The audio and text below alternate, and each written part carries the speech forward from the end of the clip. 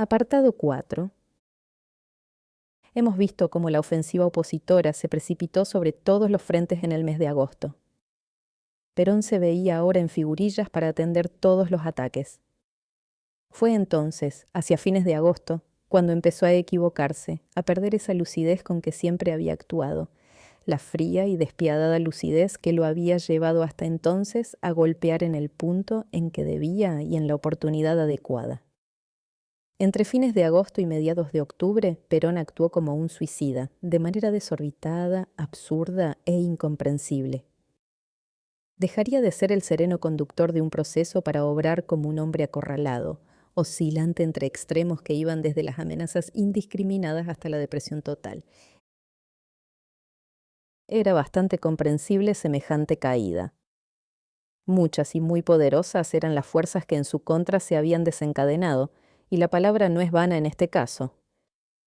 El piso vacilaba bajo sus pies. El andamiaje que había pacientemente construido a través de 2 años crujía por todas partes. ¿Por dónde empezar a apuntalarlo? Los partidos políticos estaban en plena demostración de fuerzas y no había modo de impedirlo. El levantamiento del estado de sitio amparaba sus derechos, todos los diarios publicaban sus ejercicios, y las relaciones con Estados Unidos estaban demasiado tormentosas para imponerles restricciones. Al lado de los partidos, toda clase de organizaciones prosperaban en una tácita coalición opositora. Escritores, artistas, profesionales, comerciantes, industriales, ganaderos, y la universidad con sus profesores más agresivos todavía que la FUA, y la FUA convencida de su heroico papel y devolviendo golpe por golpe. Y la CGT, donde los dirigentes comunistas y socialistas, libres ya de actuar en sus antiguos medios, presionaban para alejar la central obrera de la órbita oficialista. Y las Fuerzas Armadas, que no se mantendrían por mucho tiempo ajenas a la agitación del ambiente. Y Braden, más locuaz que nunca, más activo que nunca. Perón había tratado de tomar contacto durante el mes de agosto con dirigentes universitarios y empresarios. De esas entrevistas saldrían algunas adhesiones. Pero la seducción individual era un trabajo penoso y el tiempo ya no alcanzaba para ese tipo de proselitismo. Perón decidió entonces usar con los estudiantes, el sector más activo de la oposición, los métodos de persuasión que había usado con los obreros. Les haría ver cómo los estaban utilizando. Confiaba en su capacidad de convencimiento y suponía que existirían brechas dentro del frente estudiantil por donde colar su bandera de enganche. Fue una de las gafes más estruendosas de su carrera. El 28 de agosto habló por radio. No podía dirigirse de otro modo al estudiantado porque era impensable que la FUA acudiera físicamente a su convocatoria. Dirigirse a los estudiantes era ya un error porque ellos constituían un frente totalmente impermeable al oficialismo, dominados como estaban por vivencias, emociones y aún prejuicios que no dependían de razonamiento y sensibilizados además por la reciente muerte de un compañero en una de las manifestaciones callejeras. Intentar seducirlos era una utopía y su intento estaba condenado al fracaso. Además, podía abrir a Perón nuevos flancos débiles en un momento difícil que solo podía superar absteniéndose de irritar inútilmente al adversario. Todo está permitido en política, menos aquello que de antemano se sabe que será ineficaz. Pero el error hubiera podido paliarse en parte si el tono elegido por Perón hubiera tenido el acento de sencillez y campechanía grato a la gente joven. Y en esto también se equivocó Perón, porque cayó en el peor estilo posible, ampuloso, anacrónico, con la reiteración de un tiempo de verbo caído en desuso. Os vi al principio sobrecogeros expectantes, cuando la primera jornada revolucionaria del 4 de junio. Comprendí entonces que vosotros la esperabais, porque hasta las casas de estudio había llegado también en parte el ambiente de sensualidad ahogando la vida misma de la República. Pero, dejando aparte el tono, la palinodia de Perón contenía algunas verdades indiscutibles. La cátedra no siempre era ocupada por los más capaces de nuestros maestros, y muchas de las conquistas que habíais logrado en las cruentas luchas de la reforma universitaria se desvirtuaban frente a los habilidosos manejos de ciertos grupos que primero bregaban por su hegemonía dentro de los claustros, para después oponerse a sus antagonistas vencidos, en una permanente pugna de desplazamiento. Esto era cierto, y los estudiantes no lo desconocían, como tampoco desconocían que por esos días uno de los máximos responsables de ese estado de descomposición de la universidad, José Arce, había sido designado embajador ante el gobierno de China. Pero la anécdota no desvirtuaba la veracidad de lo dicho por Perón, que seguía diciendo: justifiqué vuestros afanes cuando actuabais en el rol de estudiantes secundarios y universitarios, pero no puedo justificar ahora vuestra conducta en defensa de posiciones políticas que no desempeñasteis y que muchos de aquellos a quienes el pueblo las confió desnaturalizaronlas tanto que hasta el 3 de junio de 1943 el país había caído en un verdadero festín donde en levadura de fraude, violencia y vejámenes a la ciudadanía, todo se compraba y vendía, hasta la patria misma. ¿Es que acaso os habéis olvidado de aquel espectáculo que avergonzaba a la República? ¿Es que acaso muchos de vosotros o de vuestras familias no habéis sido vejados en el instante de depositar vuestro voto, cuando la ciudadanía iguala sus diferencias de problemas, culturas, orígenes y posición social? Eran memorias vergonzosas pero reales. El rectorado de la Universidad de Buenos Aires era desempeñado por Horacio Rivarola, que fue director de Correos en el gobierno de Castillo y cuya repartición fue acusada de haber sido la sede donde se practicó el fraudulento cambio de urnas en ocasión de las elecciones de Entre Ríos en 1941. «Os habéis olvidado», seguía Perón, «de que hasta el recinto augusto de las leyes fue manchado por la mácula de un crimen, donde apuntaba ya el doloroso proceso de descomposición en que habría de caer la República. Don Antonio Santamarina, de quien fuera protegido el asesino del senador electo de Santa Fe, Enzo Bordavegere, era uno de los héroes de la resistencia antiperonista, aclamado por los comunistas. Preguntad, jóvenes compatriotas, a los malos políticos que os sustraen a vuestras jornadas de estudios, para pediros vuestro apoyo en la aljaraca callejera. ¿Qué han hecho ellos en sus partidos respectivos desde el 3 de junio acá para depurarlos de los elementos que implantaban el fraude y la violencia como supremo recurso electoral, o se beneficiaron en silencio con los rezagos del mismo? Observad con qué súbita intención se apresuran a expulsar del seno de los partidos a las figuras ciudadanas que colaboran con el gobierno, mientras que ni vosotros ni nadie puede señalar un solo caso de cancelación para tantos dirigentes que corrompieron con el fraude, la coima y el peculado la vida política y social argentina. Se quejaba de que el régimen anterior a la revolución no había provocado la reacción de las llamadas figuras apolíticas que viven siempre a la sombra de todos los gobiernos, ni provocó las renuncias de las cátedras por vuestros profesores, ni alteró la vida de los claustros universitarios, ni conmovió a las distintas entidades y colegios gremiales, ni proyectó grandes y civilinos editoriales periodísticos sobre la unión sagrada del pueblo, ni tornó necesario que nadie os sacara a la calle. También había una interesante autocrítica en el discurso de Perón cuando reconocía que la intervención decretada a la universidad permitió a los lastimados por vuestras propias conquistas y a los resentidos del proceso anterior intentar la formación de una universidad intransigentemente medieval, comenzando por cambiar las figuras rectoras de la patria, que habían recibido ya el espaldarazo simbólico de la historia. A su vez, reconocía Perón, tuvimos que desplazarlos a ellos y devolvimos la autonomía a la universidad mediante elecciones absolutamente libres. Recordaba que el gobierno había reconocido a los organismos estudiantiles y anunciaba que en breve plazo se reimplantaría el voto estudiantil para actuar en la integración de las ternas de profesores. Atribuía a la fatalidad la muerte del estudiante ocurrida en días anteriores y finalizaba previniendo a los estudiantes contra los políticos oscuros que se intuyen desplazados definitivamente del escenario nacional, que planean e impulsan todo un movimiento de resistencia al que bregan por sumar vuestros impulsos generosos en un juego que intentan llevar hasta la avanzada armada. Fue poner el rostro para recibir las cachetadas. Durante semanas llovieron sobre los diarios las respuestas de todas las federaciones universitarias, casi todos los centros de estudiantes y muchas agrupaciones reformistas.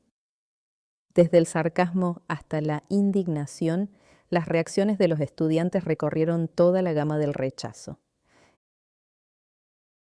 El fracaso de la exhortación de Perón no pudo sorprender a nadie que conociera la tensión que existía por entonces en los medios estudiantiles. No era, en cambio, tan previsible el éxito de la ofensiva opositora en el terreno sindical. Y sin embargo, en este crítico mes de septiembre, 4 importantes organizaciones se desafiliaron de la CGT, dando a su actitud un neto contenido antioficialista. La Central Obrera corrió un serio riesgo de dividirse y además la lucha por la hegemonía de los sindicatos adquirió caracteres de violencia entre los que seguían a Perón y sus adversarios. El gobierno de facto no había podido detener la creciente combatividad de la oposición, no había conseguido el vuelco del radicalismo, a pesar de la entrega de ministerios e intervenciones federales a algunos dirigentes, no había logrado atenuar la hostilidad de Estados Unidos hacia su régimen pese a sus esfuerzos. Si ahora perdía la batalla en el terreno sindical, Perón estaba liquidado. El levantamiento del estado de sitio había aparejado la libertad o el regreso al país de no pocos dirigentes sindicales opositores, casi todos socialistas o comunistas. Volvieron prestigiados por las persecuciones de que habían sido objeto y se lanzaron de inmediato a la recuperación de las organizaciones gremiales en las que habían actuado. En otros casos, los dirigentes sindicales que no estaban totalmente comprometidos con Perón sintieron la presión de la ofensiva opositora y creyeron llegado el momento de apartar a sus organizaciones y apartarse ellos mismos de una parcería que podía costar cara a corto plazo. Es así como el 5 de septiembre la Comisión Directiva de la Fraternidad, la importante organización ferroviaria, decide desvincularse de la Central Obrera. Fue un violento impacto contra la CGT, al que siguió la desafiliación de la Unión Obrera Textil 3 días después, el Sindicato del Calzado, y días más tarde la Confederación General de Empleados de Comercio, cuyo desplazamiento no pudo o no quiso evitar Borlenghi. Hay que señalar que la CGT había tratado hasta entonces de no aparecer públicamente en una posición pro-peronista. En ocasión del acto del 12 de julio, los oradores no mencionaron nunca el nombre de Perón y el acto mismo fue organizado por el Comité de Unión Sindical de la Central Obrera y no por esta como tal. En una publicación que efectuó a fines de septiembre, la Central Obrera justificaba su trayectoria de los 2 últimos años sin nombrar a Perón y adhiriendo, en cambio, al movimiento de opinión tendiente a lograr la normalización constitucional. Pero nadie podía llamarse a engaño. Dentro de la CGT prevalecía un sentimiento de adhesión a Perón, aunque muchos dirigentes veteranos lo condicionaran y otros lo negaran. Y todo ataque contra la autoridad o el poder de la Central Obrera significaba, en los hechos, debilitar la base de sustentación más sólida de Perón. En esta sorda lucha por el poder sindical hubo episodios menos sutiles, más brutales y evidentes, como el que ocurrió el 3 de septiembre en Berisso. Dividido el gremio de trabajadores de la carne en 2 organizaciones antagónicas, una comunista dirigida por el veterano José Peter, recién llegado del exilio, después de más de un año de prisión, y otra peronista conducida por Cipriano Reyes, se iba a realizar una asamblea para tratar el conflicto que mantenían los obreros con los frigoríficos Swift y Armour. Estalló un tiroteo cuyo origen no pudo determinarse y durante un buen rato se cambiaron balazos fervorosamente. Decenas de trabajadores cayeron heridos, entre ellos 3 hermanos de Reyes, uno de los cuales, Doralio, falleció 2 días después. Su entierro, desde Berisso hasta La Plata, fue una impresionante manifestación de dolor popular que los diarios apenas recogieron, pero que paralizó las actividades de toda esa zona por espontánea decisión de la población. Con ese fino sentido de la oportunidad que tenía por entonces, Perón fue al cementerio de La Plata, aguantó a pie firme la larguísima lista de oradores y cerró el acto con un par de párrafos sobrios y rotundos. Ahora sí, dijo, nos sentimos soldados de una misma causa. Fue uno de los pocos hechos hábiles que produjo en este lapso crítico. Porque una semana después cometió otra gafe tan torpe como la perpetrada con los estudiantes, pero más grave, porque esta vez el destinatario del error era el ejército, nada menos que el apoyo armado del gobierno de facto. Era indudable que los cuadros castrenses estaban ya hondamente trabajados por el clima político del país. En esos días, Carlos Sánchez Viamonte formulaba una nueva presentación ante la Corte Suprema de Justicia, instándola a hacerse cargo del poder, aunque el alto tribunal ya se había pronunciado negativamente ante la presentación anterior y similar de la Universidad del Litoral. La Universidad de La Plata solicitaba que se sancionara a todo el que se titulara presidente de la Nación sin serlo legalmente. Y Luciano Molinas predicaba la desobediencia civil. Era natural que estos hechos repercutieran en el ejército con distinta intensidad. Era imposible que los militares se sustrajeran a la atmósfera general, calentada al rojo por los diarios, especialmente La Razón, muy leído en la clase media, que sostenía una violenta campaña antigubernamental. Los jefes y oficiales estaban por lo menos sensibilizados. Las manifestaciones de agosto habían impresionado en los cuarteles. Todavía no había madurado un clima opositor, pero todo iba hacia ello. La presencia de Braden y el tono antimilitarista de la oposición eran acaso las únicas circunstancias que detenían una aproximación más acelerada de muchos hombres de armas con los adversarios del gobierno. Y a medida que se aproximaba la fecha de la Marcha de la Constitución y la Libertad, la promoción publicitaria de los diarios y las radios, el gobierno prohibió la difusión de avisos por radio 2 días antes de la manifestación, iba creando una expectativa que también vivían las Fuerzas Armadas, especialmente las que guarnecían a Buenos Aires. Perón consideró necesario entonces difundir una orden general al ejército. Fue su segundo gran error de esos días y también lo fue por su forma más que por su contenido. Porque el documento emitido por el ministro de Guerra el 15 de septiembre resultaba demasiado simplista y elemental, aún para los militares del 45. Denunciaba la marcha como parte de una confabulación de la que participan en primer término los políticos del fraude que fueron derrocados por la revolución del 4 de junio y aquellos que negociaron el patrimonio nacional con las concesiones y los negociados. A su saga marchan otros que, en su falta de patriotismo, han llegado hasta la infamia de propiciar la intervención extranjera.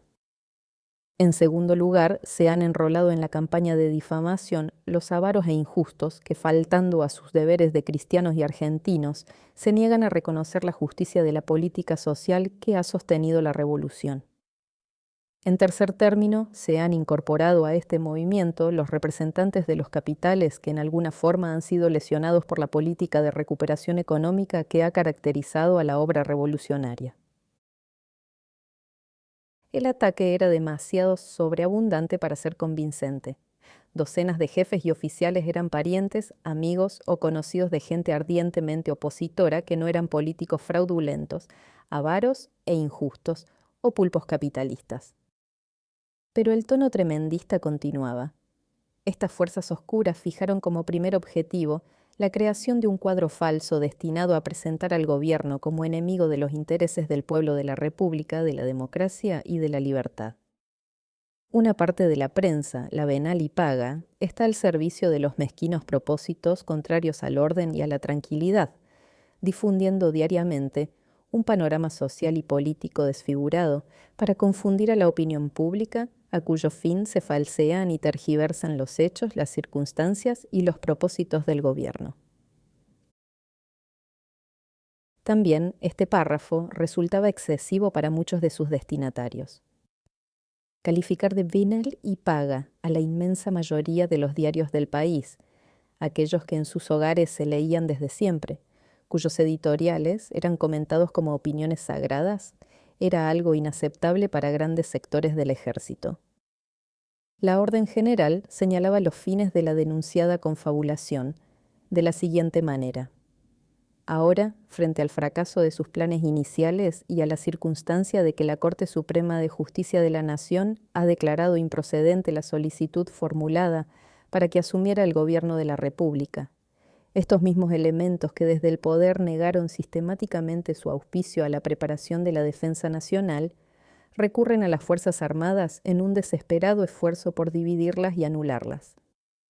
Saben que es el único camino por el cual podrían llegar a realizar sus planes, que pueden sintetizarse con la vuelta a la situación existente antes del 4 de junio. El fraude como medio para llegar al poder y la utilización del poder en provecho de una oligarquía insensible a las necesidades y a los intereses vitales del pueblo. Es propósito fundamental del gobierno, continuaba la directiva, mantener al ejército totalmente sustraído y extraño a la contienda política que se avecina, por considerar que el mismo debe situarse siempre por sobre los intereses de partido y banderías, ya que como institución armada está exclusivamente al servicio de la nación. Cualquier militar podía preguntarse, al leer este párrafo, si mantener al ejército totalmente sustraído y extraño al juego político no era hacer el juego político del gobierno, puesto que la directiva había invalidado líneas antes toda la acción opositora. La orden finalizaba atribuyendo a los malos políticos el propósito de dividir a los hombres de armas en facciones y destruir su disciplina, para aniquilar los poderes del Estado y preparar el camino para la disolución y el caos. Disolución, caos, aniquilamiento, eran palabras demasiado usadas para producir el efecto deseado. Desde 1930 para acá, no hubo gobierno que no haya echado mano de ellas cada vez que se necesitó justificar algún acto de fuerza. La orden de Perón finalizaba disponiendo que cuanto rumor, propaganda o requerimiento llegue a un jefe u oficial debe ser rechazado con dignidad de soldado, porque así lo exige su deber militar para con el país, independientemente del de camaradería y lealtad para con aquellos que en estas horas difíciles tienen la responsabilidad del gobierno y en sus manos el honor y el prestigio del ejército. La Orden General del 15 de septiembre, cuyas copias fueron distribuidas a los periodistas para su publicación, no produjo el efecto deseado en el ejército. El lenguaje del documento, su maniqueísta diferenciación entre buenos y malos, su agresivo estilo, no podían convencer a los hombres de arma, que habían visto con agrado la política social de la revolución, pero que también observaban con preocupación el vendaval que se gestaba desde la oposición, la exaltada hostilidad de la clase media, de la que venían en su inmensa mayoría, y las críticas justas que en no pocos casos merecía el gobierno. No hubo receptividad para esta orden, que fue juzgada en los casinos de oficiales como un recurso de baja política. Pero aún quedaba un tercer paso en falso para Perón, y lo daría en las vísperas mismas de la Marcha de la Constitución y la Libertad, cuya realización atraía en esos momentos la expectativa de todos, oficialistas y opositores, civiles y militares. Fue el día anterior a la manifestación, en un discurso que propalaron todas las radios por la noche, apenas un par de horas después que Alfredo Palacios convocara a la ciudadanía a hacer de la marcha una decisiva expresión de repudio al gobierno y anunciara desde su recuperada cátedra en ciencias económicas la desobediencia civil, la negativa a pagar impuestos y reconocer empréstitos, y la futura asunción del gobierno por el presidente de la Corte Suprema de Justicia. El discurso de Perón, en cambio, era una directa incitación a ignorar la manifestación opositora y contenía veladas amenazas. Dentro de breves horas, dijo Perón, distintas calles de la capital federal habrán de constituirse en escenario para el anunciado desfile de la llamada Marcha de la Constitución y la Libertad. La anunciada convocatoria solo encubre un acto más en la lucha sin cuartel que oscuras fuerzas de regresión están librando contra el gobierno a través de una táctica que consiste en atacar por oleadas para tratar de derribarlo. Estamos en presencia hoy de un nuevo intento para reconquistar de golpe el terreno perdido en 2 años de acción revolucionaria.